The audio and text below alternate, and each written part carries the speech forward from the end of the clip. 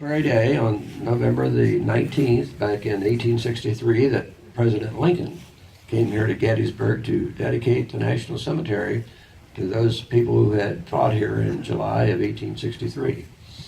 We're privileged today to have President Lincoln, also sometimes referred to as Robert Costello, who's going to be here and give us the famous Gettysburg Address.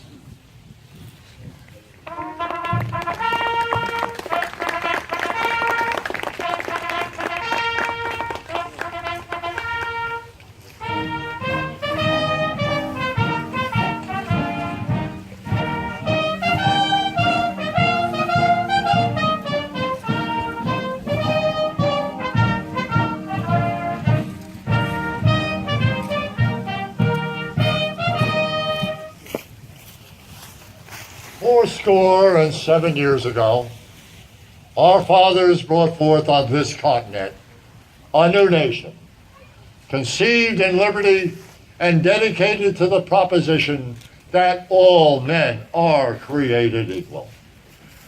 Now we are engaged in a great civil war, testing whether that nation, or any nation, so conceived and so dedicated, can long endure.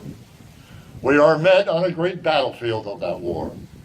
We have come to dedicate a portion of that field as a final resting place for those who here gave their lives that that nation might live.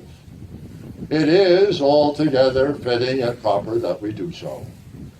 But in a larger sense, we cannot dedicate, we cannot consecrate, we cannot hallow this ground. The brave men, living and dead, who struggled here have consecrated it far above our poor power to add or detract. The world will little note nor long remember what we say here, but it must never forget what they did here.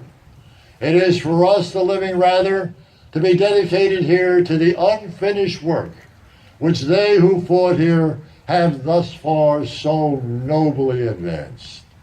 It is rather for us to be here dedicated to the great task remaining before us, that from these honored dead we take increased devotion to that cause for which they gave the last full measure of devotion, that we here highly resolve that these dead shall not have died in vain,